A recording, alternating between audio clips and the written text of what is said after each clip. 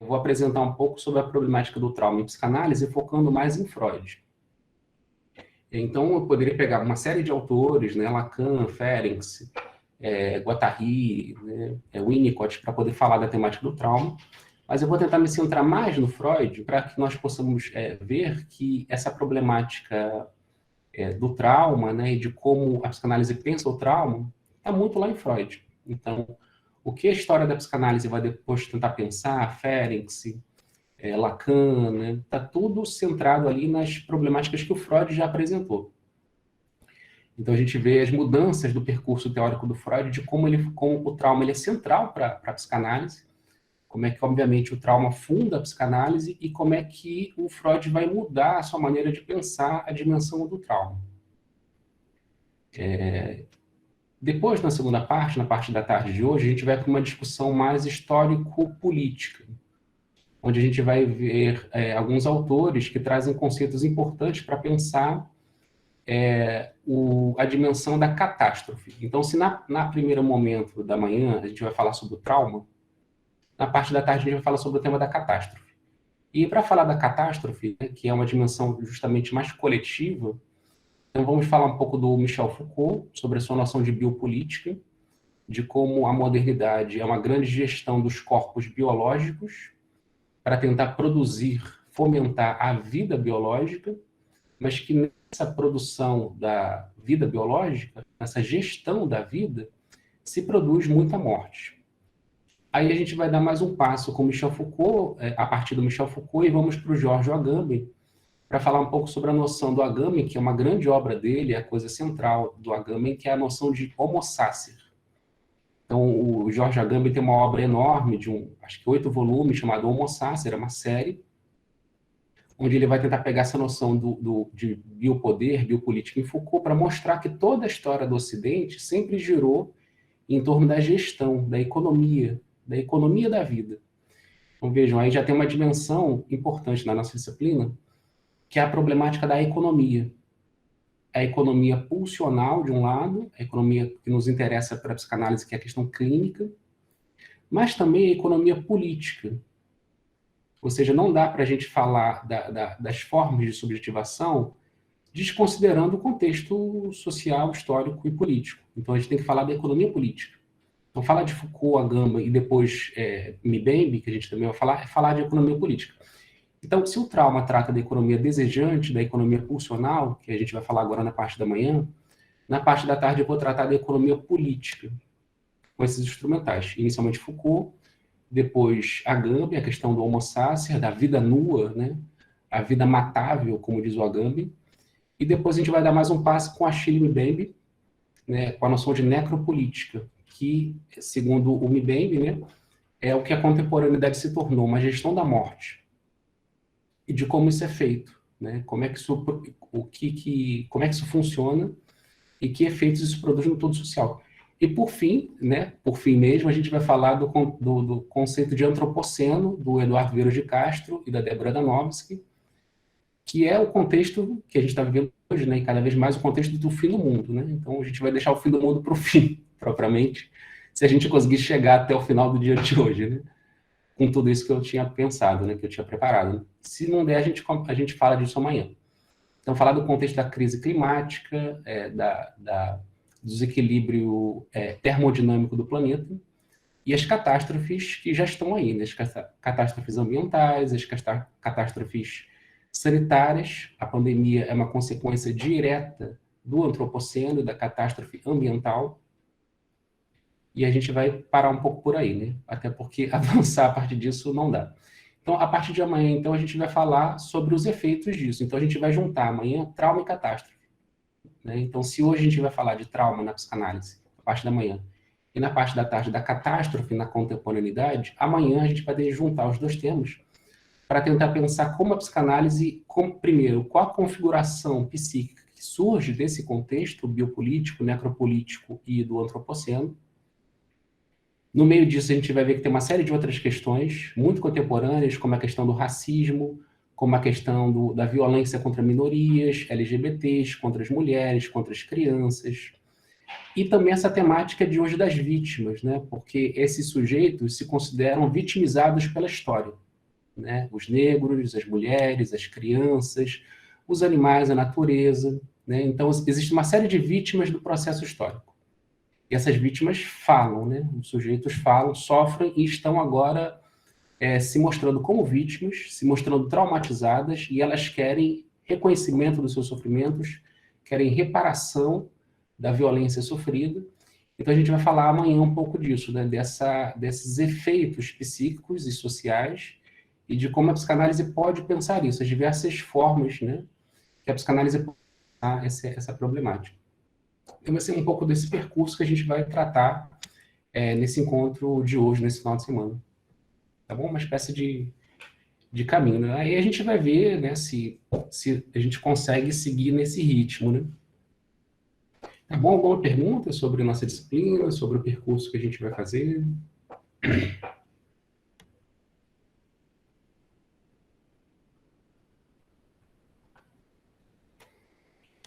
Tranquilo? Alguma pergunta, algum comentário?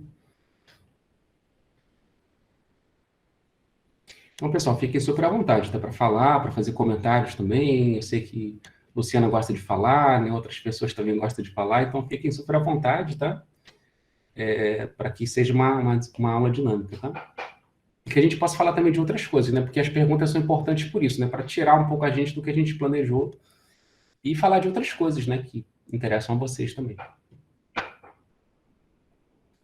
Bom, então, como eu falei para vocês, nessa primeira parte da disciplina, a gente vai tratar sobre esse percurso freudiano, né? Que a psicanálise nasce na tentativa de tematizar uma situação traumática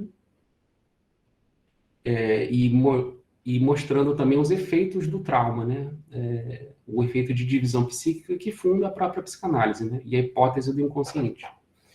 Então, eu denominei essa primeira parte, nessa parte da manhã do dia de hoje, de fantasia do trauma para o real traumático, da representação para a falta de representação. Aí, nesse título, já tem toda uma dimensão tanto clínica quanto política, né? Então, é uma problemática clínica de que, inicialmente, o Freud vai pensar o inconsciente representacional, a partir da ideia da pulsão de vida. Então, a pulsão tem representação, né? A pulsão tem um afeto, que representa a pulsão para o psiquismo, e também tem uma ideia que representa a pulsão para o psiquismo. E depois haverá uma virada no pensamento freudiano, a representação vai sumir. A pulsão vai virar uma pulsão sem representação, que é o além do princípio de prazer. É o chamado tournant, né, a virada do pensamento freudiano. Então, Freud sustentou a ideia de uma representação do psiquismo durante 20 anos, né, de 1900 com a interpretação dos sonhos até o além do princípio do prazer. E depois, nos últimos 19 anos da vida do Freud, né, do além do princípio do prazer até a sua morte em 1939, o Freud vai pensar uma clínica psicanalítica, né, uma mudança teórica e prática, para pensar os fenômenos de repetição. E são repetições nuas, são repetições, como diz o Deleuze, né, no Diferença e Repetição, repetições para si mesmas. Não é uma repetição para alguma outra coisa.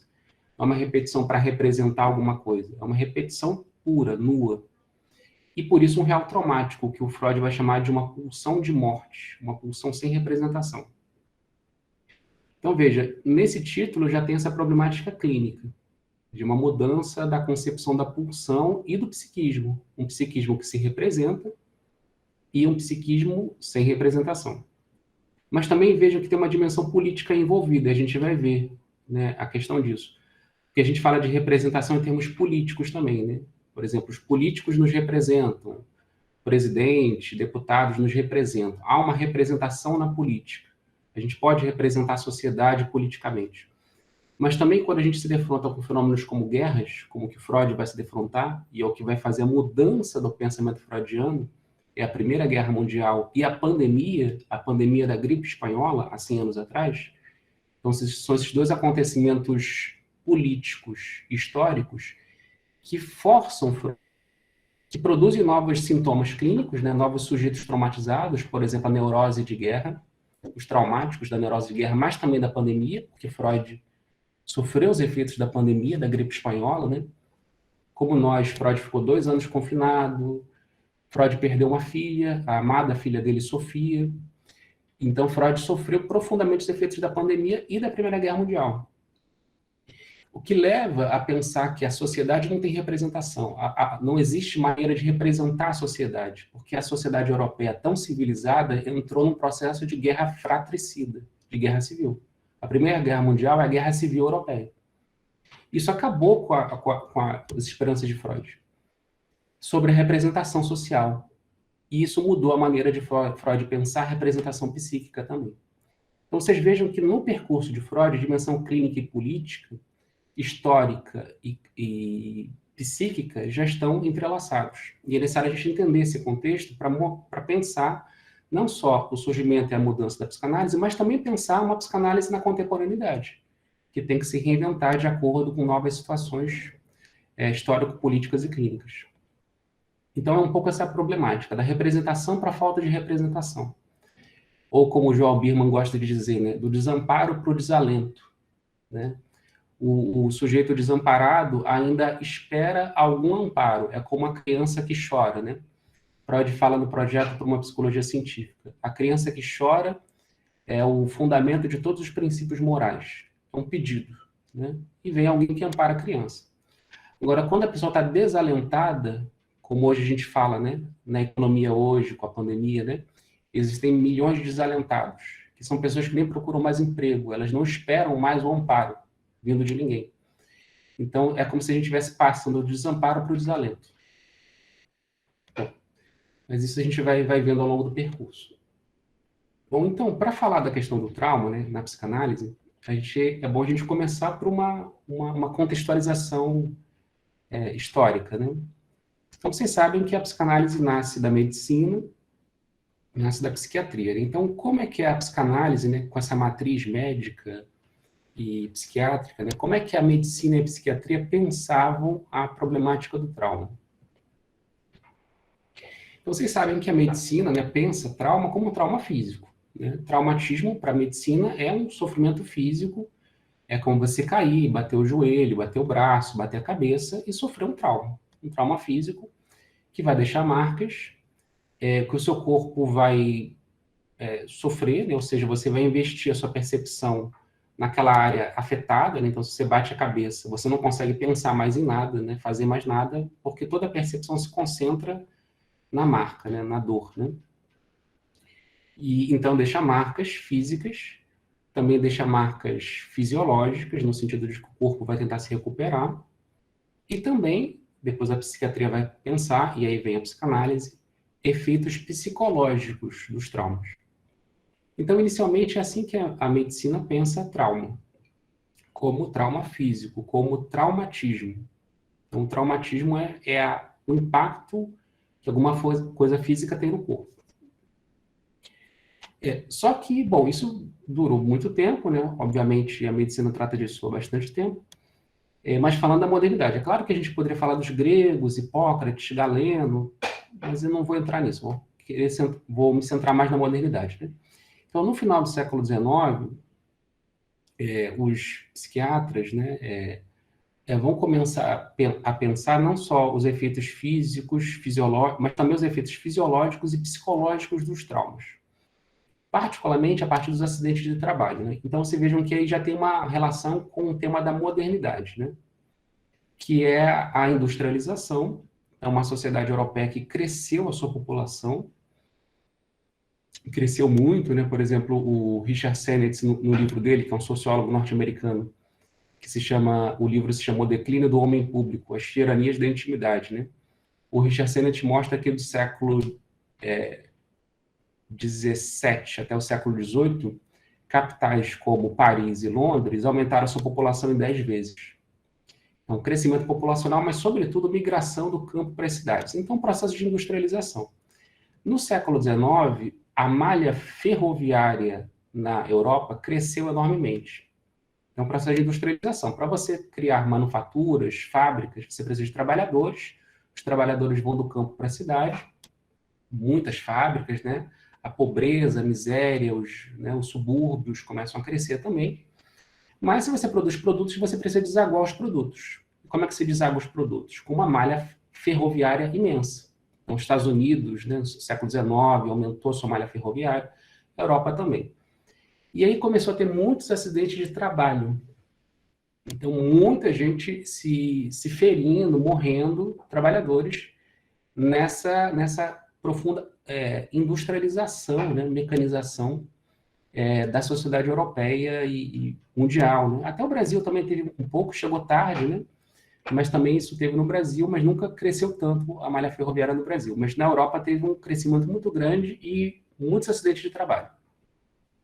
E aí um psiquiatra, né, chamado Hermann Oppenheim, em 1889, ele cunhou o conceito de neurose traumática, designar perturbações nervosas que surgiam em consequência de catástrofes. E tinham como consequência sintomas pesadelos recorrentes. Então a pessoa passava por uma estava sempre sonhando com aquela cenas similares, distúrbios motores, tremores, variações de humor, a pessoa ia da tristeza para mania, né, variações súbitas de humor, emotividade, a pessoa funcionava com muita frequência, choros. Né? Então, o Oppenheim cunhou esse termo de neurose traumática. Né? Já existia o conceito de histeria naquela época, no século XIX, né? Os alienistas e psiquiatras estavam pensando que seria propriamente histeria. Se pensava que tinha uma coisa relacionada à mulher, o nome histeria, né? Que vem de útero, né? Em grego. Então já tinha o conceito de histeria naquela época. Né? Só que o Oppenheim falava que existia uma diferença entre a neurose traumática e a histeria. Porque, diferente da histeria, a neurose traumática era acompanhada de dolorosos sentimentos depressivos, que são ausentes da histeria. Então, pessoas profundamente melancolizadas. Essa é a neurose traumática. Mas veja, o Oppenheim ele está pensando na neurose traumática a partir dos acidentes de trabalho. Então, muitas pessoas tinham esses acidentes e aí tinham que se ausentar do trabalho, frequentemente recorriam a direitos, buscavam pensões. E isso gerou também um problema que é justamente conceder essas pensões para essas pessoas. Então, os médicos começaram a pensar sobre uma separação entre os verdadeiros acidentados e as simulações. Então, vejam que esse conceito de simulação vai ser muito importante para a psicanálise, que é como os psiquiatras tinham a tendência a pensar que a histeria era uma forma de simulação. Então, isso era uma discussão entre os médicos e os psiquiatras, né? De pensar que os neuróticos, a neurose traumática, né? Muitas pessoas estavam simulando também, simulando acidentes e simulando as consequências do acidente. Então, a tentar separar os verdadeiros acidentados das simulações, então a gente já vê uma dimensão política aí entrando, a dimensão econômica, de que você não pode ausentar tantas pessoas do trabalho, que você não pode conceder tantas pensões assim. E também essa dimensão para a psicopatologia de que algumas patologias são simuladas. Então, isso era o que estava no ar do tempo ali, no século XIX, para pensar a histeria, mas vejam, também outras formas de transtornos psíquicos. Bom, vocês sabem essa história, né? O Freud, justamente no mesmo ano que o Oppenheim lançou esse conceito de neurose traumática, em 1889, Freud foi estudar com Charcot em Paris. Charcot, psiquiatra, que estudava histeria. E aí Freud, pelas apresentações do Charcot, né, as hipnoses que o Charcot fazia, Freud chegou à hipótese do inconsciente, de que existe um comportamento consciente, mas existem um pensamento inconsciente que o eu não tem a menor noção. E é esse sujeito inconsciente que vem à cena nos momentos de ataque histérico, por exemplo, ou nos momentos de hipnose. Bom, aí o Freud vai pensar que isso vai ser muito importante, né? Porque o Charcot, ele pensava, né, enquanto psiquiatra, médico, né, ele relacionou essa problemática dos acidentes de trabalho, da neurose traumática com a histeria. o Charcot vai pensar, é importante para o Freud, que a neurose histérica é fruto também de um trauma. Então, a pessoa passa por um trauma, mas esse trauma ele é físico. Ou seja, isso gera um impacto no cérebro. Então, a etiologia da histeria é um traumatismo real no cérebro das histéricas e dos histéricos também, porque tinham homens também com esse diagnóstico, mas eram poucos. Então, existia uma relação entre feminilidade, né, as mulheres e a histeria, né? Depois a gente pode ver que o Foucault mostra isso, né, que tem toda uma história, uma genealogia disso, da objetificação das mulheres pela sociedade ocidental. Né? Foucault vai mostrar, por exemplo, que se no século XIX a grande epidemia era histeria, no século XVIII, 17 e 18 era a possessão demoníaca. E, muito antes, na Idade Média, era a bruxaria. Então, são formas diferentes de gestão e objetificação do corpo das mulheres, né? Essa coisa supostamente no Ocidente misteriosa, né? Que, aliás, a psicanálise ainda fica referendando essas coisas, né? Que a mulher é um mistério, né? A mulher é uma coisa muito diferente, é um outro, né? Veja, isso é um efeito muito longo da história do Ocidente, né? Na nossa maneira de pensar e de falar, né? Então, mas existiam também homens internados, por exemplo, em Salpêtrière, com esse diagnóstico de histeria, mas a grande maioria, milhares de mulheres internadas em Salpêtrière, tinham esse diagnóstico de histeria, né? Então, Charcot, que trabalhava lá, em Salpêtrière, pensava, então, que a histeria é uma marcação física, cerebral. Então, essas mulheres passaram por acidentes, por traumas, e isso ficava marcado no cérebro. E até que eles tentavam, né, investigar o cérebro de pacientes histéricas falecidas para tentar encontrar essa etiologia. Nunca foi encontrado. Né? E a questão... Sim, Luciano? Não, é só por curiosidade, isso que você está falando do Charcot, né, de imaginar uma causa física, né, e procurar no cérebro essa deformação, você acha que tem alguma coisa a ver com a frenologia, que nessa época, no final do século XIX, também tinha aí uma entrada grande? Sim, tem tudo a ver, né? Porque é a maneira como os médicos pensam, né? Os médicos vão pensar sempre que os médicos vão centrar no corpo, né? É como se a gente pudesse dizer assim, numa metáfora, né? Que os médicos estão tentando trabalhar a máquina, por exemplo, a gente pensar nosso corpo como um computador, eles trabalham no hardware, né? Na parte dura, mecânica, enquanto que os psicólogos, os psicanalistas vão tentar pensar o software, que é uma problemática outra, né? Como é que a informação circula dentro de um aparelho. Mas os médicos vão tentar sempre reduzir as problemáticas de software às problemáticas de hardware. Eles vão tentar sempre reduzir a problemática psíquica e também social, porque o psíquico não está dissociado do social, como uma problemática física. Então, é uma problemática epistêmica da medicina, é um reducionismo típico da medicina.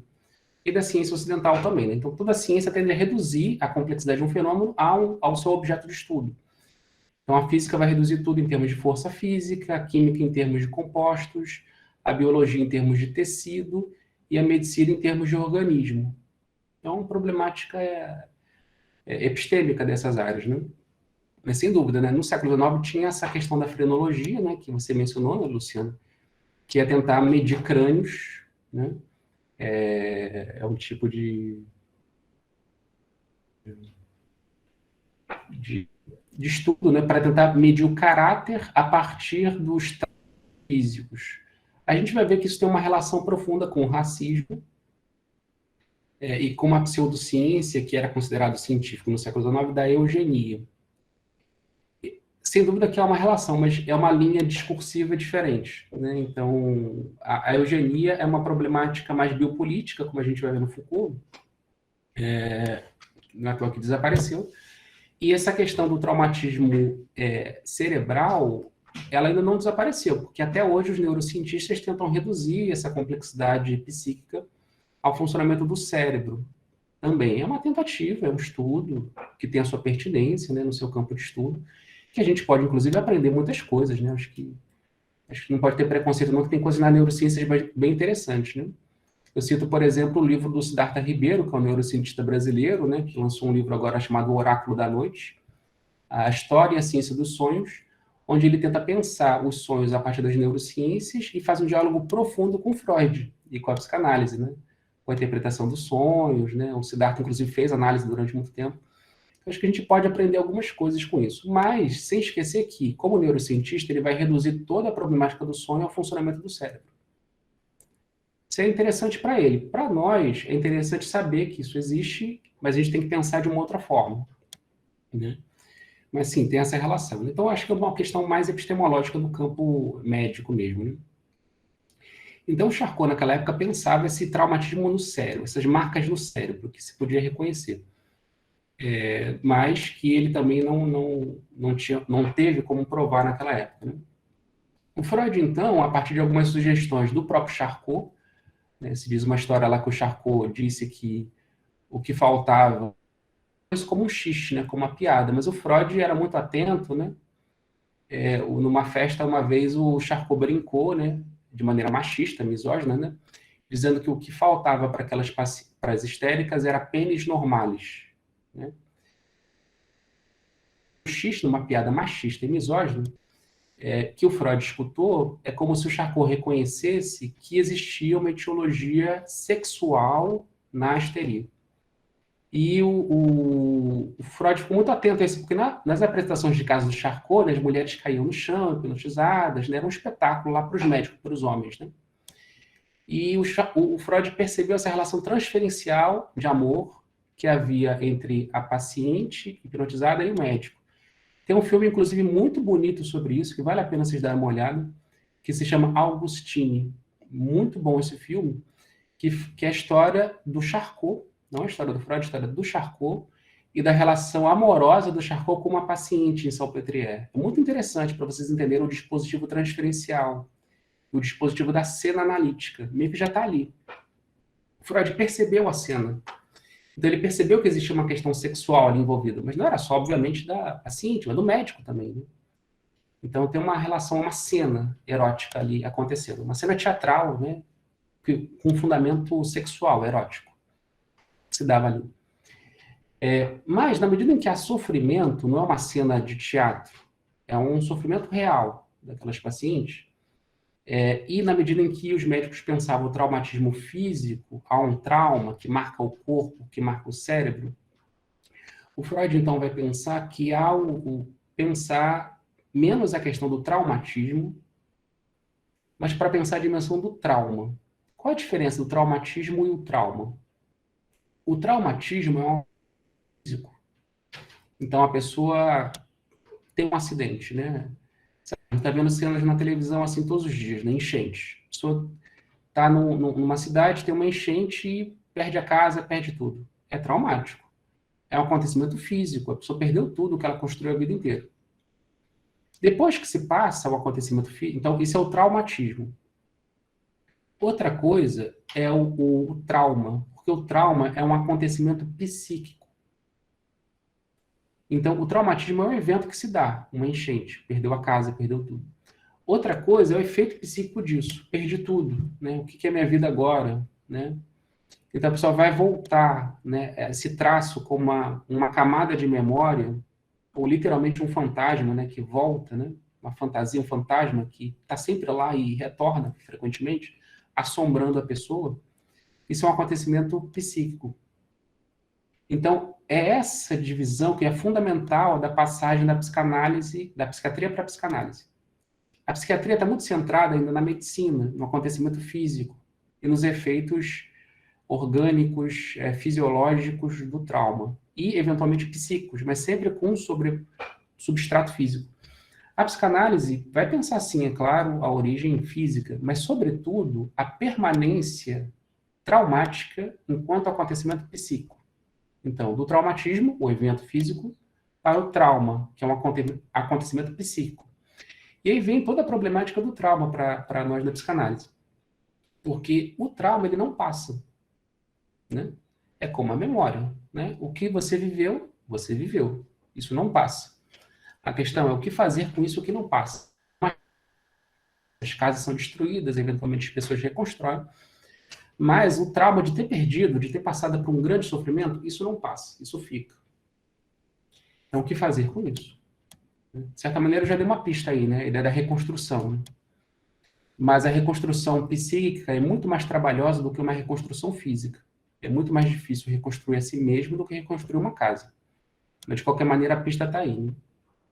Então, é isso que a psicanálise pensa, né? O trauma enquanto acontecimento psíquico. Dessa introdução, pessoal, dessa história, até chegar a essa problemática, alguma questão, alguma dúvida, uma contribuição?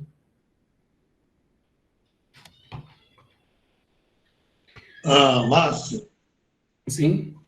eu aprendo então e ratifico algum entendimento, né, desse resultado de tudo que atravessa o sujeito, né, de como o trauma e também o traumatismo Uhum.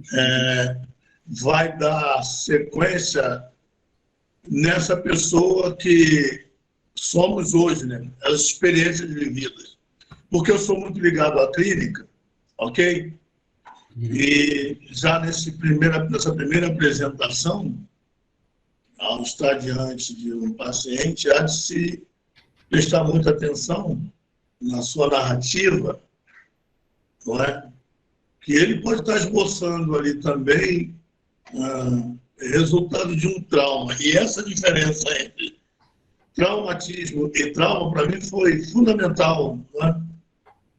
Porque se não se tem esse conhecimento, você pode equivocadamente juntar as duas coisas. Está tratando de uma coisa pensando, ou melhor, está tratando pensando que é uma coisa e, na verdade, é outra. O fato é que, ao ouvir essa introdução,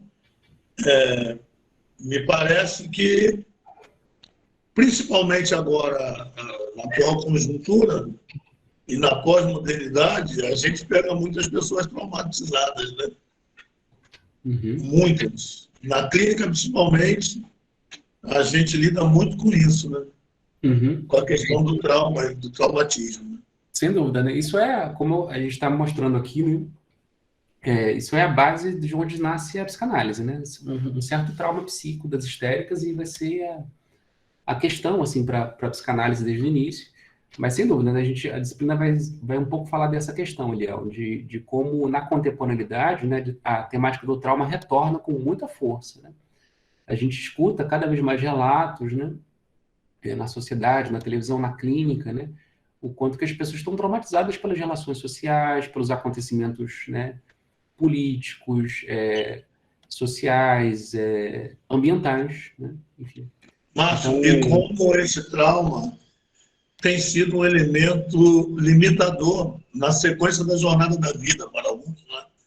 Que pessoas existem que não conseguem avançar por causa disso. uhum, sem dúvida, isso é o dia a dia, né? Assim, o feijão com arroz da experiência psicanalítica, né? O quanto que esses efeitos, né? Esse acontecimento, o trauma enquanto acontecimento psíquico, ele produz inibições, ele produz sintomas, produz angústias, produz uma série de efeitos, né?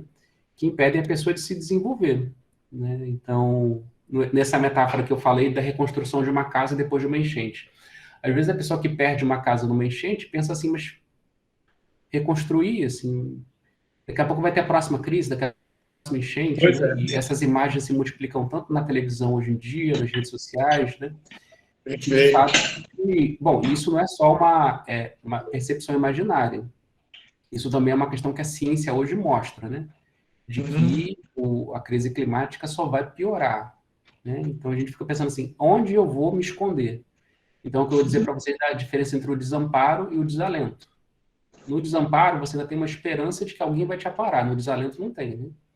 Então, sem dúvida que isso se intensifica na contemporaneidade. A gente vai poder analisar isso melhor amanhã, Eliel. Assim, a gente vai fazer um percurso hoje, contando um certo pano de fundo, para amanhã a gente poder se aprofundar um pouco nessa clínica contemporânea do trauma, tá bom?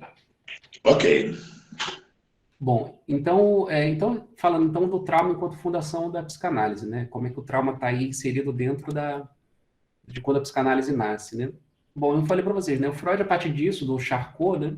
Que, como eu falei para vocês, né? Se os psiquiatras estavam pensando na simulação nos acidentes de trabalho, eles também pensavam, e muito, Charcot não, nem menos ainda Freud, mas muitos psiquiatras pensavam que a histeria era uma forma de simulação. Por que a histeria era uma forma de simulação? Por que os psiquiatras pensavam que as histéricas simulavam? É simples, porque não há uma etiologia orgânica para a histeria.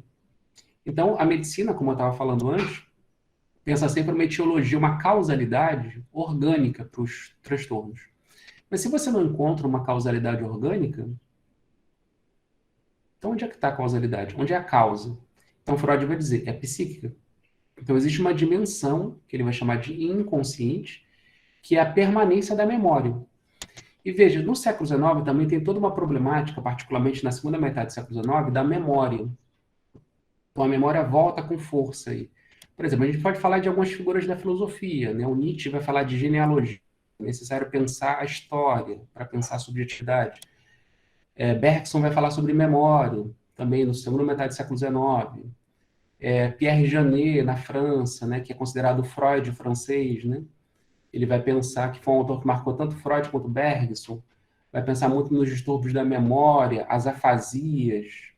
Então, tem toda uma problemática da memória aí, correndo por fora na medicina, na psiquiatria, na filosofia, na segunda metade do século XIX. Então, o Freud tem todo esse contexto, porque senão se a gente não entende esse contexto, fica achando também que o Freud tirou as ideias dele da cabeça, ele é um grande gênio. Sim, os grandes gênios se alimentam de outros, né? Bergson também conheceu Pierre Janet, né? O Freud leu Nietzsche, né? Então temos que ver que é um contexto de uma época, né? Então, Freud, quando pensa em hipótese do inconsciente, ele está dizendo duas coisas. Primeiro, existe algo que vai além do físico, existe a dimensão psíquica, e esses estudos da memória enfatizavam isso. Existe a dimensão da memória, que é diferente da dimensão da matéria, como vai pensar o Bergson. A gente pode falar com as palavras do Bergson. Existe uma dimensão virtual, que é diferente da dimensão atual. O atual é físico e o virtual é psíquico. Embora o Bergson depois vá dizer que a memória, no fundo, ela é ontológica, ela não é nem psicológica. Mas os fenômenos psíquicos se dão nessa dimensão virtual, latente. Então, o Freud vai pensar essa divisão entre o latente e o manifesto. O latente é o inconsciente e o manifesto é o comportamento. Então, as histéricas apresentam comportamento, sintomatologias. Isso é manifesto. Mas o que produz esses comportamentos? É a dimensão latente.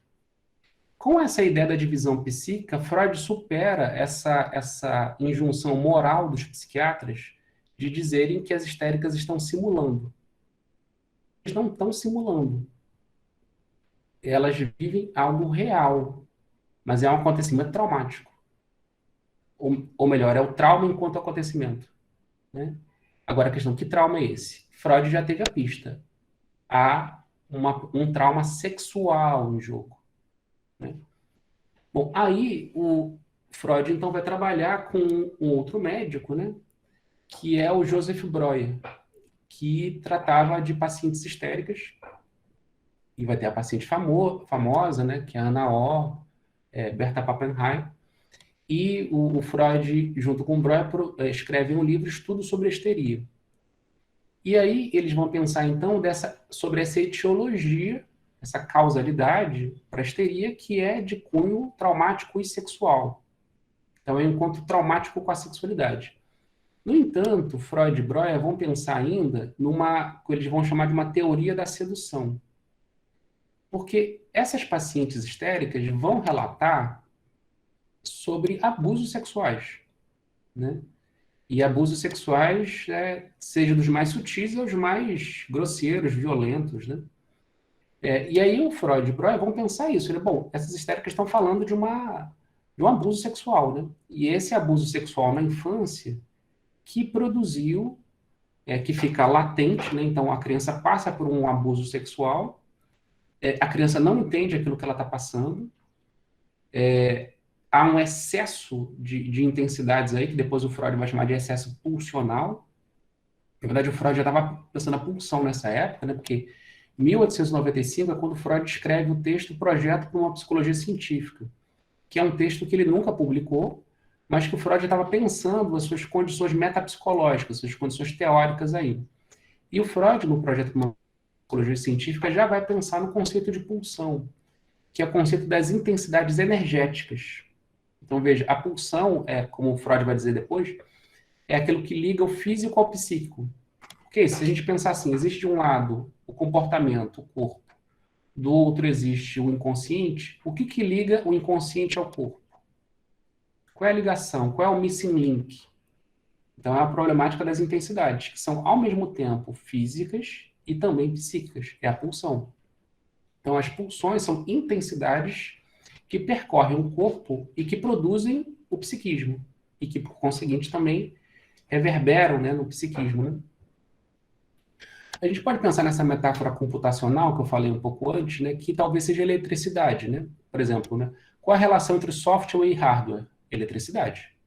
Então, para que o hardware funcione, para que o software funcione, é necessário intensidades elétricas. Eletricidade. Então, sem eletricidade não funciona nem o hardware nem o software. Então, é como as intensidades pulsionais. Percorrem o organismo e produzem o psiquismo.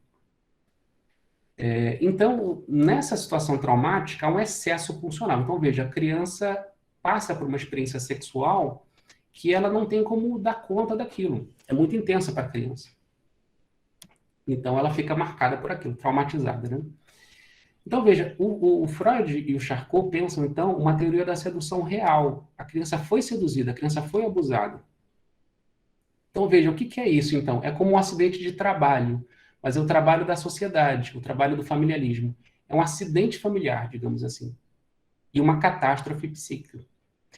É curioso a gente dizer acidente familiar, né? Porque nós sabemos, né, que a moral social, né, mas ainda no século XIX dizia que as crianças tinham que ser protegidas. No entanto, as crianças são abusadas. Que, aliás, é um problema ainda, né? A gente vai voltar a esse tema amanhã, né? Sobre a questão do abuso sexual das crianças. É um tema que está muito em voga, né? A questão da pedofilia, né? É um tema que está retornando nas últimas décadas. E que também tem muito a ver com a história da experiência psicanalítica. Porque a gente vai ver depois o porquê disso. Então, é um acidente familiar que gera uma catástrofe psíquica. Sedução seria um abuso real sofrido pela paciente. A dinâmica do trauma é isso, é excesso pulsional.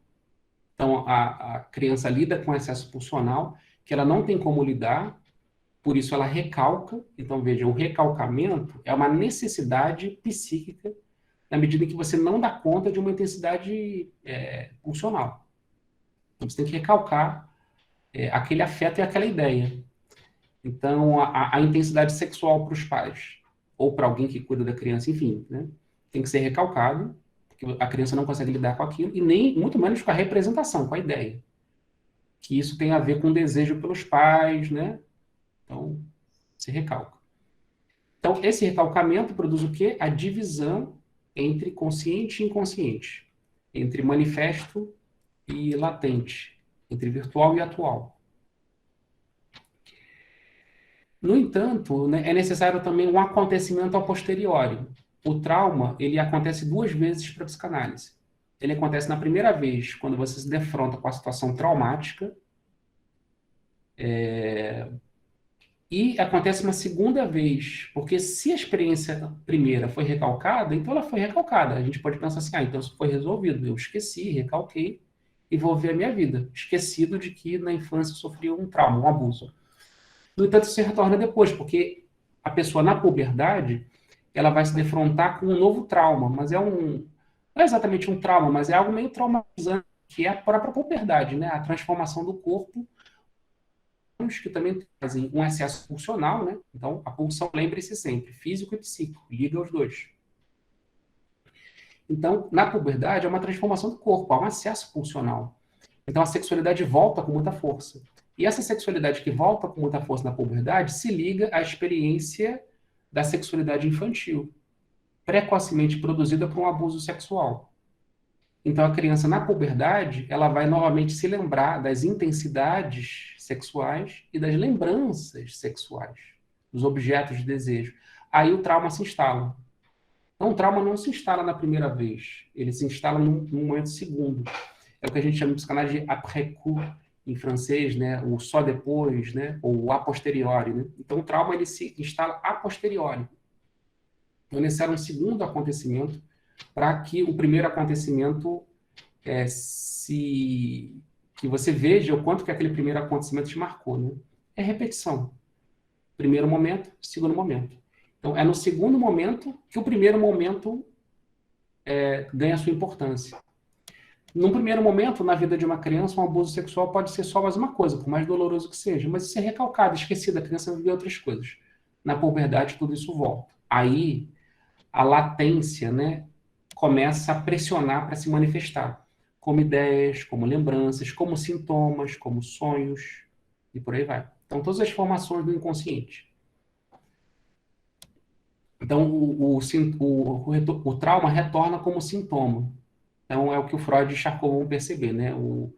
Na histeria, o trauma, o abuso sexual retorna como sintoma. Então, vocês vejam, todas as pedras fundamentais da psicanálise já estão colocadas aqui, de alguma maneira, né?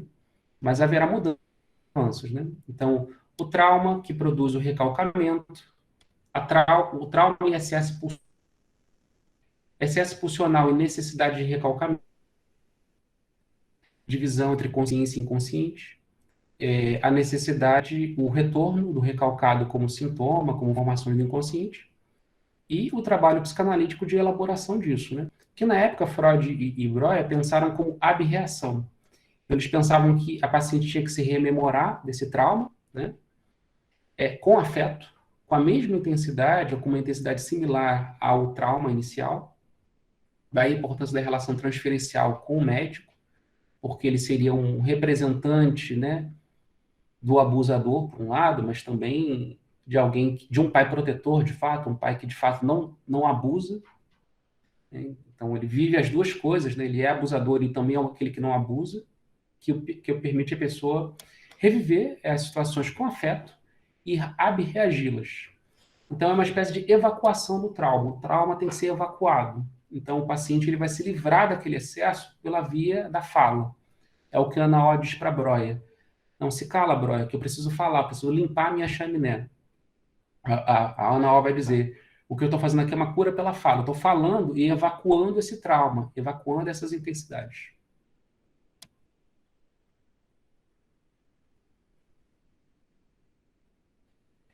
Bom, no entanto, Freud, muito rapidamente, né, em apenas 2, 3 anos, ele abandona a teoria do trauma. Então, nessa época, ele trocava cartas com Wilhelm Fliess. O Freud estava com Fliess, né, com as cartas a Fliess, ele estava fazendo a sua própria autoanálise. Então, Marco Antônio Coutinho Jorge, né, no livro que eu acho muito bacana, assim, que é o Fundamento de Psicanálise de Freud e Lacan, que é um livro muito didático, muito bom, ele diz que o Fliess foi o analista zero. Né? Se todos os analistas vêm de uma linhagem que remete a Freud como analista 1, o Fliess era o analista zero. Porque Freud não tinha como fazer análise porque ele inventou a psicanálise. Né? Então, com quem que Freud fez a análise dele? Com o Fliess. Fliess foi o analista zero, com o qual Freud, nas conversas e nas cartas, sobretudo, que são verdadeiros documentos sobre a criação da psicanálise, o Freud estava se analisando com o Fliess, falando dos seus sonhos. Né? E Freud percebeu na sua autoanálise, nessas cartas com o Fliess, que ele era muito marcado pela questão do edipiana. O Freud reconheceu que ele tinha, né, essa problemática edipiana, né, ou seja, da sexualidade infantil, o amor pelos pais. Assim como Freud sabia, né, pelas cartas, a gente sabe, né, Elizabeth Rodinesco fala um pouco sobre isso em detalhes na biografia dela sobre o Freud, né, acho que o nome do livro acho que é Sigmund Freud, Uma Vida e Seu Tempo, né, que Freud também sofreu pequenos abusos na infância, né? Porque era muito comum isso na época, não só nas famílias pobres, mas nas famílias de classe média até ricas, né? As crianças frequentemente eram abusadas pelos cuidadores, né? Então, por exemplo, tem uma cena que o Freud fala do prazer que ele sentia, repulsa e prazer, né? De tomar banho na banheira onde a empregada tinha também tomado banho, né? E a empregada estava menstruada, né? E a água ficou vermelha, então tinha um tesão do Freud com isso, né? São cenas meio nojentas, né, pessoal? Mas a sexualidade é meio isso também, né? A sexualidade é suja, né? Daí vem essa coisa traumática, porque a civilização ela é limpa, né? A sexualidade é suja, né? Então, por isso que a sexualidade sempre tem aquela coisa que o Ocidente tentou recalcar e tenta recalcar. Então, o fato de que as crianças fossem abusadas pelos adultos, por primos mais velhos, por tios, por empregadas e empregados, também nas famílias ricas, era muito comum. Né? E Freud passou por isso também. Só que Freud, na sua autoanálise, ele percebe que era ele que fantasiava, enquanto criança, o desejo pelos adultos. Então, veja, não é exatamente alguma coisa que aconteceu, é uma interpretação da criança sobre o que aconteceu. Então, os pais cuidam das crianças. E é erótico, evidentemente, né? E os pais, as pessoas falam, vontade de morder, vontade de comer, né? Beija, cheira a criança, enfim. É físico, né? Então, a criança fantasia de que ela é um objeto amoroso, que ela é um objeto sexual, né? Então, eu não vou me demorar muito nisso, porque acho que vocês já sabem, né? Essa questão de Piana, né? Da fantasia da criança de que ela é um objeto amoroso real e de que a criança, num certo momento, lá entre os 12 e 5 anos de idade, ele quer a posse mesmo do pai e da mãe. Tem uma questão de desamparo constitucional aí colocado, né? A criança realmente precisa disso. Na medida que ela precisa, ela recebe esse amparo, ela fica achando que ela é o centro do universo, a questão narcísica, e ela quer dominar sadicamente o pai e a mãe, quem cuida dela, ela quer dominar sexualmente, né? Então, Freud, então, a partir disso, ele começa a perceber a importância da fantasia. Então, ele aprofunda nessa dimensão psíquica. Então, significa que não importa muito o que aconteceu lá. Ou seja, se o abuso foi real, se de fato aconteceu um abuso sexual real. Freud vai abandonar e dizer, não, na verdade é uma interpretação. A criança é que interpreta o abuso sexual. Então, veja, tem uma questão aí, né, que eu estou falando para vocês. Há o abuso sexual. Existia muito naquela época. Mas esse abuso sexual está misturado com aquilo que não é abuso. Né? Então, há uma ambiguidade aí. Né? Isso vai ser um grande problema para a comunidade psicanalítica durante muito tempo. O Ferencz, por exemplo, ele vai criticar a comunidade psicanalítica, chamando de hipócrita, isso em 1930 e pouco, 32, 33, quando o Ferencz escreve o texto Confusão de Línguas entre Adultos e Crianças, onde o Freud vai dizer que a comunidade psicanalítica é hipócrita por não reconhecer que, de fato, há, sim, muitos abusos sexuais, e mais, os psicanalistas tendem a dizer que é tudo uma fantasia do sujeito, desconsiderando o acontecimento real que produziu a neurose. E, por causa disso, o Ferencz foi expulso da IPA, né, virou excluído, né? Por causa disso, do que ele chamava de hipocrisia da comunidade psicanalítica. Isso é uma outra questão do Ferencz que é muito interessante, da clínica do Ferencz dos casos difíceis e da regressão das técnicas psicanalíticas, enfim, é toda a problemática ferenciana que é bem interessante e que eu não vou entrar aqui, porque isso nos levaria para longe. Mas isso daí é um problema no início da psicanálise e que retorna depois, é o retorno do recalcado. Os psicanalistas vão negar que há, sim, abusos reais e que depois retorna. Mais de 30 anos depois com o Ferencz e que ainda está retornando na contemporaneidade. Essa é uma outra questão. Bom, a questão é que em 1897, numa carta a Fliess, o Freud diz isso, né? Que ele estava abandonando a sua neurótica, ou seja, a sua teoria da neurose baseada na sedução, na cena da sedução infantil. E Freud, então, sai da cena da sedução infantil e vai para uma outra cena. Que outra cena é essa? É o inconsciente. Então, ele sai da ideia de que houve uma sedução e um abuso sexual, uma cena de abuso, para pensar uma outra cena. Né? Então, essa fantasia imaginada, fantasiada, desejada pela criança. É a cena primária. A cena primária, então, ela deixa de ser uma cena real para ser uma cena fantasiada e imaginada. Então, no inconsciente. Né? Então, rejeição do abuso, automatização da fantasia e da importância da interpretação, da interpretação do seu poder. Né? Não basta só a paciente falar com muito afeto do seu sofrimento, para evacuar, abreagir o seu trauma. Não, porque isso não resolve. Enquanto a pessoa não entender o seu desejo. Então é necessária a interpretação. Aí, por isso que o Freud vai publicar em 1900 aí a inauguração da psicanálise com esse livro, que é a interpretação dos sonhos. Então, no aprofundamento da cena onírica, Freud vai entender, vai se aprofundar nessa outra cena. Então, os sonhos que abrem esse território do psiquismo e do inconsciente. Daí a importância de interpretar, porque o sonho, ele não aconteceu, mas ele fala do que aconteceu e do que acontecerá. Então ele fala do desejo. O desejo é aquilo que aconteceu e aquilo que acontecerá. O desejo é o passado e o futuro, é o virtual. Não é o presente, o atual corpo, né? Então tem que interpretar o que aconteceu e o que acontecerá. E a técnica psicanalítica muda bastante, né? Até aí tudo bem, pessoal? Alguma pergunta?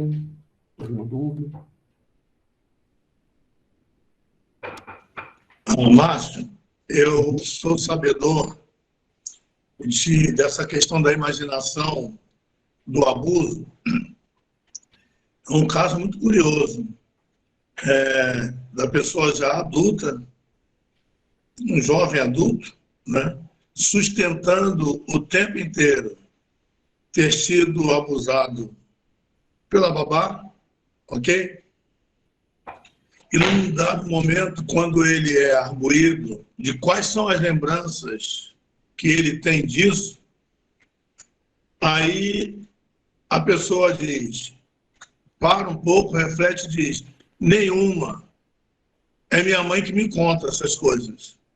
Então, em cima da fala da mãe, de uma coisa que ele não tem nenhuma lembrança, ele desenvolveu imaginações e traz para a sua jornada diária essas impressões que ele não faz disso um trauma daqui a pouco, porque começa a ter peso nas suas relações de uma coisa que foi transmitida, que ele diz, não tenho lembrança. Uhum. Que coisa Mas isso curiosa. é bem curioso isso, né? É por isso que inicialmente os psiquiatras, né? E de certa maneira isso muda com o início da psicanálise, mas a gente pode pensar uma certa continuidade disso, né? Então os psiquiatras falavam de simulação. E depois com a psicanálise, os psicanalistas vão falar de desejo inconsciente, né? De fantasia.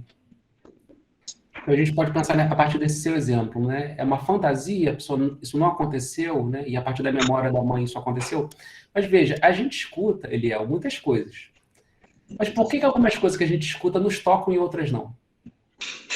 É a questão. Porque eu posso escutar vários relatos na internet sobre, sei lá, vivências de pessoas negras. E posso não me identificar. Posso não sentir nada, aquilo não me diz respeito. Claro, não passei por nada disso. Mas eu posso também ver esses relatos e sentir algo. Pô, já passei por isso. Eu estava lendo esses dias a Bell Hooks, que fala um livro dela sobre racismo, esqueci o título, acho que é Racismo e Identidade. Enfim, que eu li um relato dela muito interessante, que eu pensava assim, mas eu já passei por isso? E aí era muito estranho, mas aí o texto me trazia uma sensação, sabe? E aí eu comecei a recuperar certas lembranças onde eu sinto o afeto, porque veja, o psiquismo ele é ideia, ele é discurso, e a gente escuta mil coisas.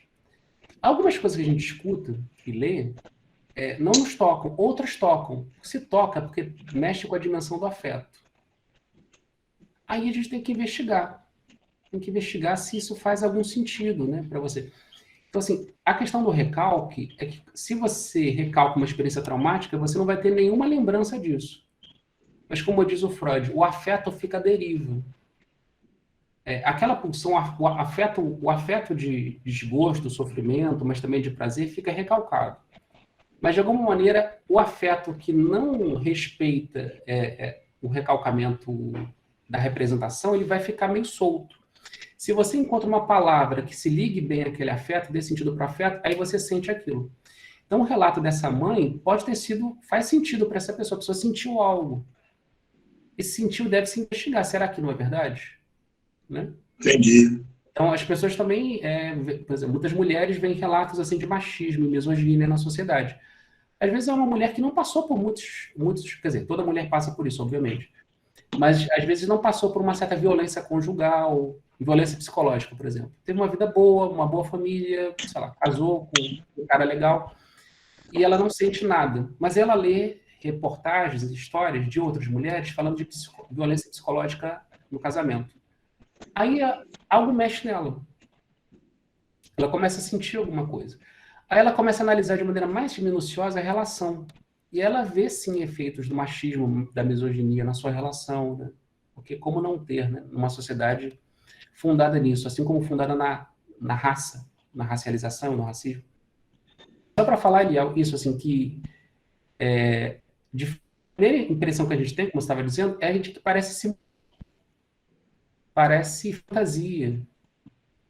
Mas aí quando a gente vê a dimensão real do afeto, a gente percebe que se há uma ligação é porque alguma coisa foi recalcada aí, alguma coisa na sua experiência que reverbera a experiência dos outros. Ok. Relacionadas à identificação, mas a gente vai falar isso mais à frente, sobre a questão da identificação. Obrigado. Então vamos avançar aqui, né? Sim, exatamente, né? Não reverbera à toa, né? Então temos que ver o porquê disso, né? Bom, então, a partir disso, o Freud vai enfatizar cada vez mais a ideia, como eu falei para vocês, do Édipo, né? Que a criança tem desejos incestuosos pelos seus pais, por um motivo simples e óbvio, né? Eu digo pais no sentido que Lacan dá, né? Funções, né? Função paterna, materna, ou seja, quem cuida da criança. Se esse cuidado passa por muito erotismo, tem que ter erotismo para cuidar de uma criança, então a criança vai sentir, obviamente, objeto de desejo. Então tem toda essa questão de piano aí colocada para Freud, né?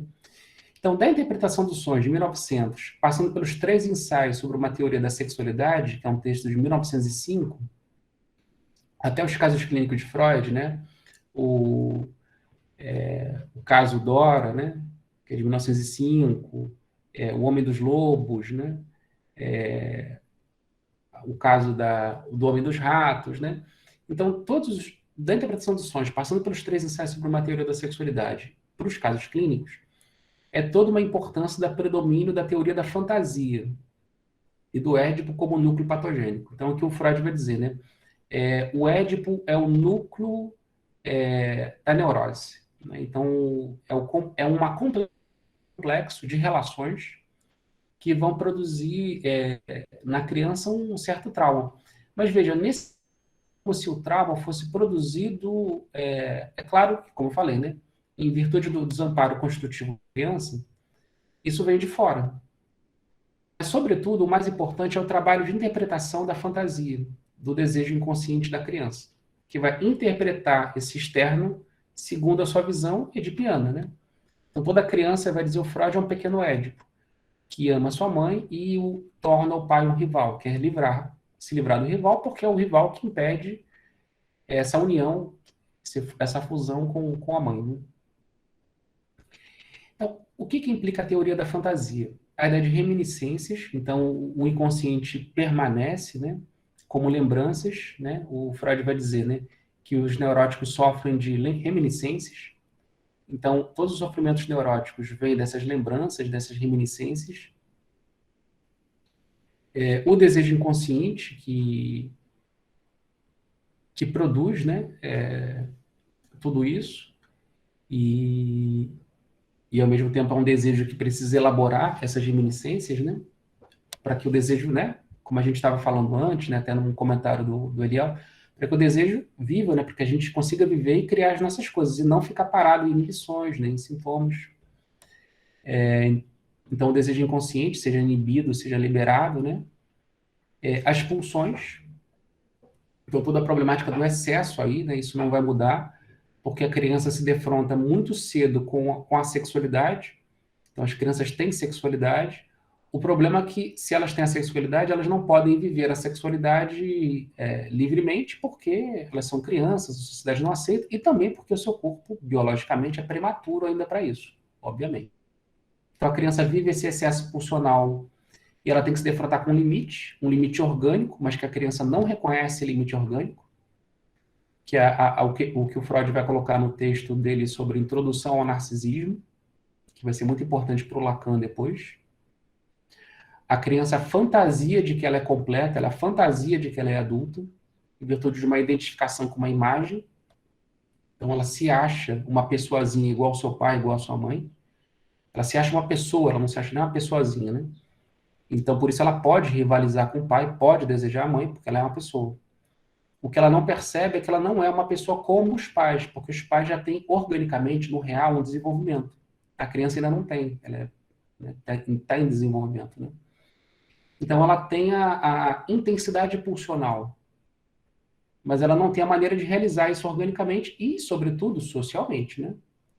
Quer dizer, em outras sociedades pode ser até pensar um pouco diferente, mas na nossa sociedade isso não é possível, né? Nossa moral ocidental, cristã, científica, né? Mas há uma intensidade pulsional, é isso que produz esse trauma, né?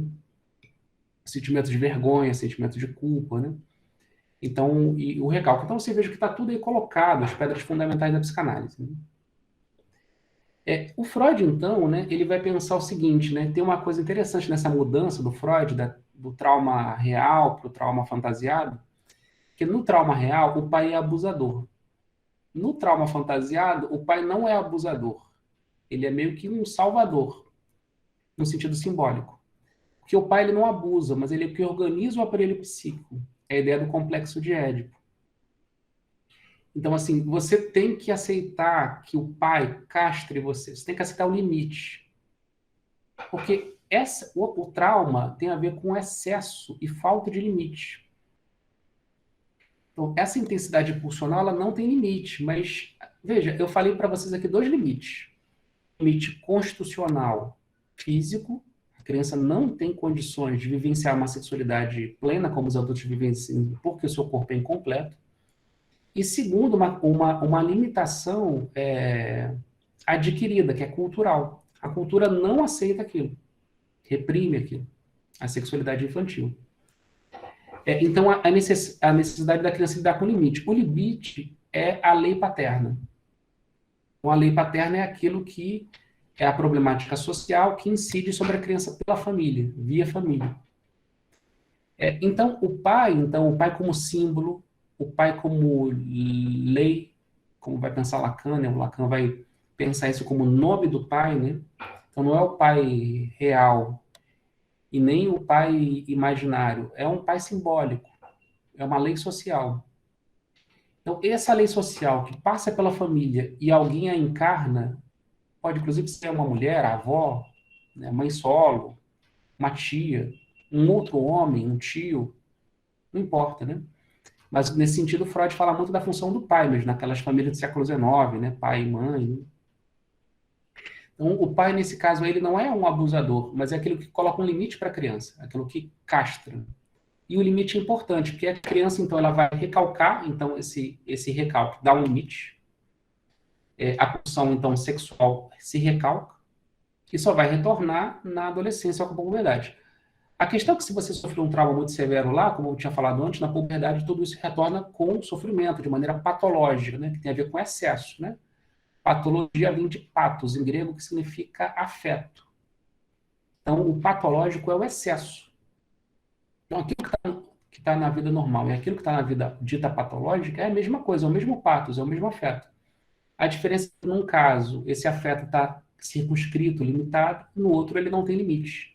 E daí gera uma série de sofrimentos. Então, o sofrimento vem do mesmo lugar onde vem o prazer, o afeto. Só que o excesso produz desprazer.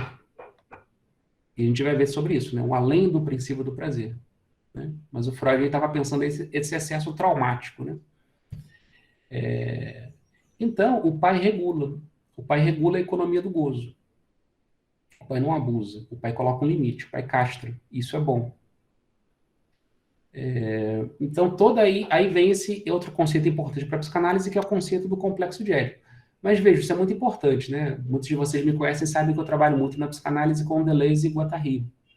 E Deleuze e Guattari vão mostrar isso, né? Eles vão tentar construir uma psicanálise não edipiana. Então, vocês vejam, o Édipo surge muito tarde, né? Enquanto conceito. É claro que já estava lá na fantasia do Freud, né? Na autoanálise dele com Fliess e tal. Mas todos os conceitos mais importantes já existiam antes. Separação entre consciente e inconsciente, recalcamento, trauma, pulsão. Está tudo lá já. Então, o complexo de Édipo surge depois. Mas veja, então, é uma tentativa de Freud de salvar o pai. Salvar o homem. Então, ele não é abusador, ele é um que redime, que regula o psiquismo e a economia do gozo. Então, do acontecimento traumático para o trauma enquanto acontecimento, se predominou de 1900 a 1920. Então, Freud permaneceu nessa lógica durante 20 anos. Então, a gente pode dizer, se a psicanálise nasce com a interpretação dos sonhos até a morte do Freud em 1939, então 40 anos aí de trabalho psicanalítico, metade desse trabalho, né, de 1900 a 1920, foi a partir dessa lógica edipiana e do trauma, da fantasia do trauma. Então, o trauma é uma fantasia, uma construção da criança, feita precocemente, que tem que ser reconstruída no setting analítico, uma relação transferencial, com outro que vai ocupar esse lugar, né? Porque o analista, o médico, né? Naquela época eram homens e médicos, sua grande maioria, então ocupa um lugar de poder, claramente, né? Alguém é dissimétrico. E aí você projeta sobre o analista essas relações de poder, onde você estava sem condições de lidar com aquela dissimetria, e ao mesmo tempo percebendo, fantasiando uma assimetria. Então você vê toda essa relação da relação transferencial é uma repetição da relação com os pais. Bom, a psicanálise vai avançar nessa dimensão. Tem alguma pergunta, alguma questão? Um comentário também? Então, como eu falei, né, essa problemática econômica do trauma, né? Então, quando a gente fala de economia, né, em psicanálise, é a dimensão das pulsões, das intensidades pulsionais. Ou seja, a dimensão das quantidades. Vocês sabem que a psicanálise tem 3 pontos de vista, né? O tópico, o econômico e o dinâmico. O tópico diz respeito aos lugares psíquicos, né? Por exemplo, consciência e inconsciente. É um lugar psíquico, né? Onde acontece algo? Na consciência, no inconsciente. O Lacan vai pensar uma outra tópica, né? Que o Lacan vai pensar no real, o simbólico e o imaginário. Isso é uma tópica que o Lacan vai transformar numa topologia, que é bem interessante, né? Mas é uma tópica, né? São lugares psíquicos. Ou depois o Freud vai pensar entre id, ego e superego. É uma tópica. São os lugares onde acontecem coisas no psiquismo. Lugares psíquicos, né? Tem a dimensão dinâmica, que são os processos que acontecem aí. Então, os sintomas, né? Sonhos, né? São dinâmicas. Transferência, são as dinâmicas do psiquismo.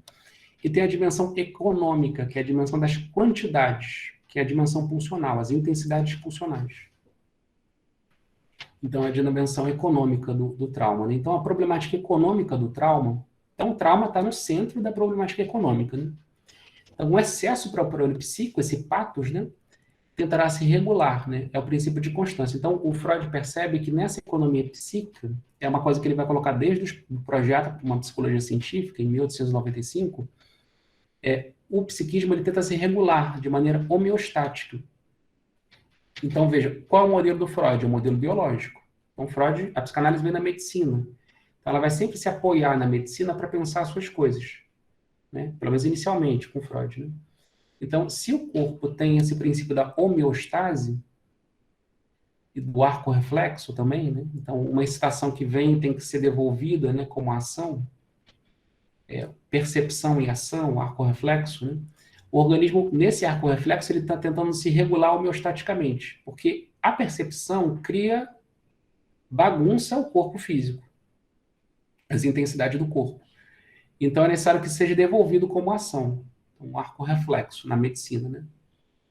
Então, do ponto de vista psicológico, né, o Freud vai pensar o excesso traumático produz um aumento de intensidade pulsional no corpo psiquismo, então é numa imanência entre o corpo e o psiquismo, né? Porque a pulsão, como eu falei para vocês, cria essa imanência, essa fronteira entre corpo e psiquismo, há uma intensidade no corpo psiquismo, e o psiquismo ele vai precisar devolver isso, esse excesso. Para quê? Para reduzir a tensão. Então, é a ideia do princípio de constância, que o psiquismo tenta sempre se regular para voltar a uma constância. E essa diminuição da excitação pulsional gera prazer. Então, é a problemática econômica do trauma, né?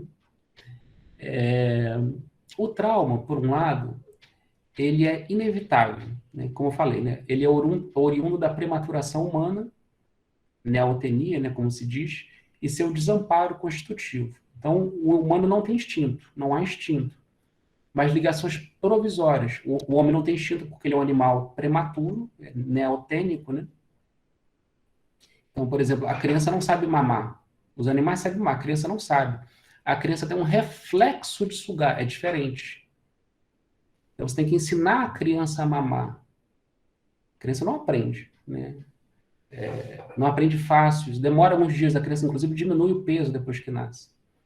Então, isso não é instinto, esse é reflexo, é diferente. É um reflexo físico, mas como a criança nasce prematura, isso é um problema biológico, né? Porque o humano tem um cérebro muito grande, a cabeça muito grande, então ele tem que nascer prematuro para poder nascer, porque senão não passa pela vagina, né, pela abertura. Então, o animal humano nasce prematuro, isso é uma das razões, assim, constitucionais, né, para a questão do desamparo humano e pelo fato de que nós somos pulsionais, né, e não temos instinto. Então, não temos instinto. O que a gente tem? Ligações provisórias, ou seja, uma conexão, por exemplo, da boca do bebê com o seio da mãe. Isso é provisório, né? Eu estou com algumas crianças que desmamam, né? Então, assim, tem 1000, né? Quer dizer, todas desmamam, mas algumas muito cedo, né?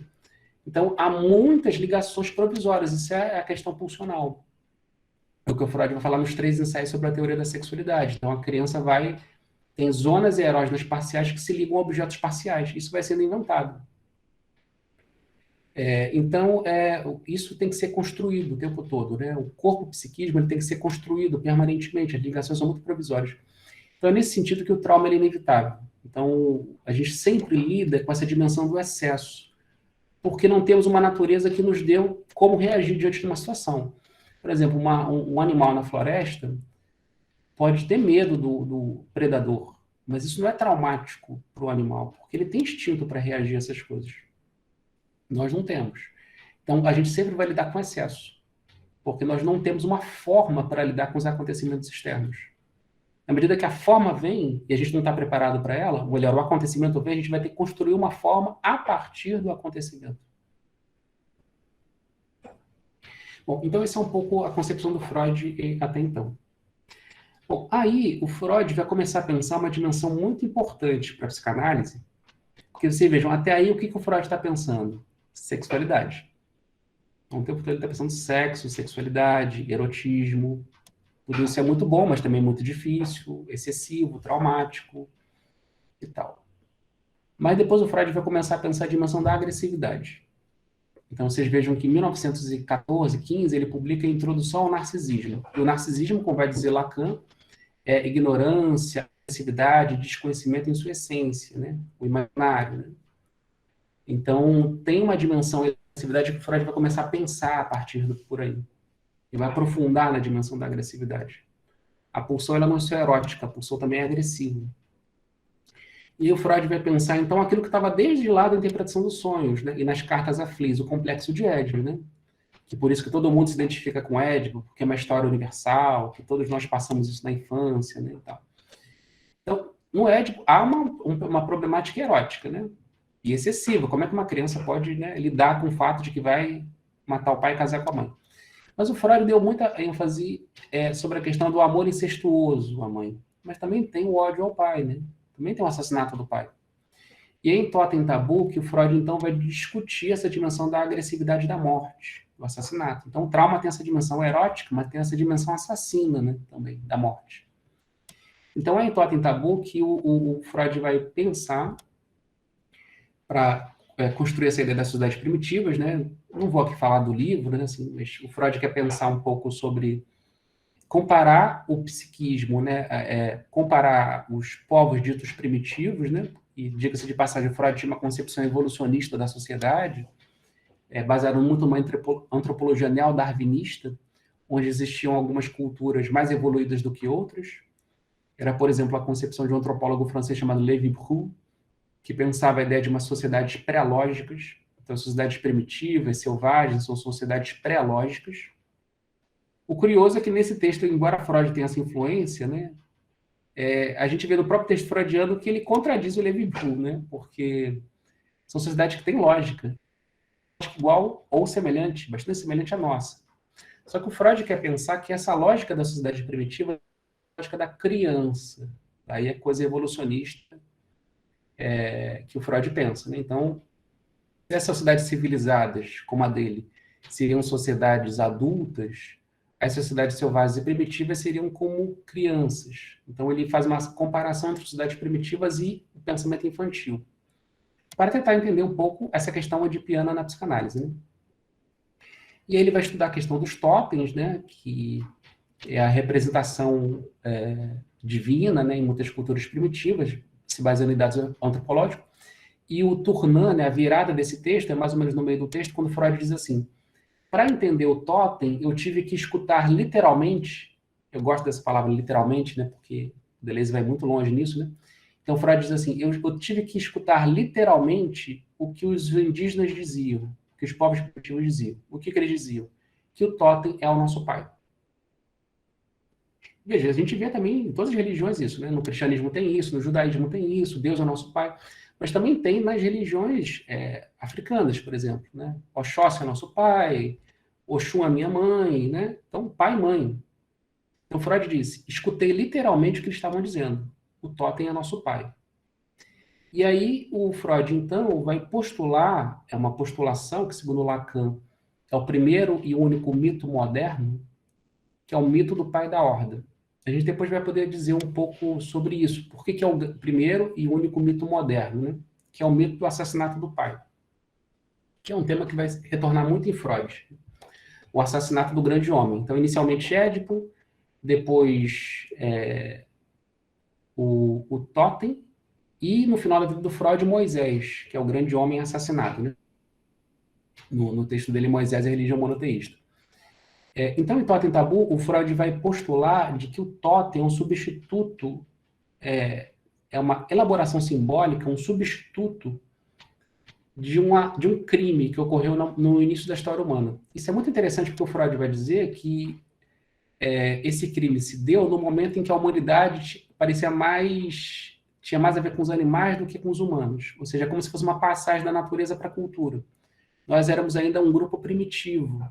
Freud diz, mais semelhantes aos gorilas do que aos humanos hoje. A passagem da natureza para a cultura.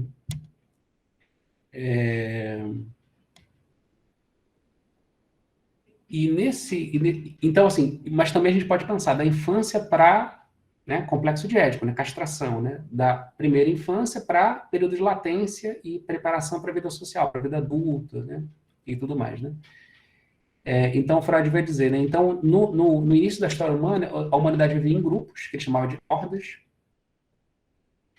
dominado por um macho alfa, né, como se diz na biologia, um macho dominador, que tinha acesso a todas as fêmeas pertenciam a ele, e todos os outros machos, os betas, né, ficavam na dependência desse pai, que era um guerreiro, violento, né, cuidava da horda inteira, mas sob o terror, né, sob o regime do terror.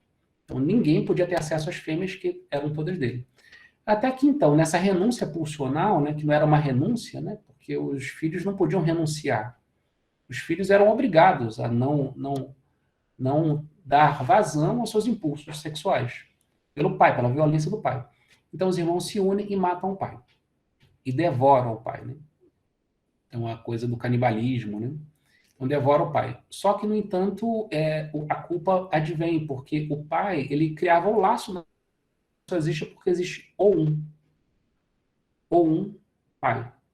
E o pai, sem o pai, a horda se dispersa. Então, o que os irmãos fazem? Bom, então a gente está ferrado, porque agora a gente vai ter que matar, né? Vai ficar num risco permanente da violência. Porque se o pai era violento, ele evitava a violência de todos. É como o Estado, né? O monopólio da violência. Então, como manter o laço social, o laço da horda sem o pai?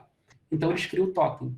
O totem é um símbolo que representa o pai. Então, o totem não é o pai, mas é a lei do pai. O totem é o pai simbólico, né? Como a gente estava falando antes. Então, ele é um substituto do pai.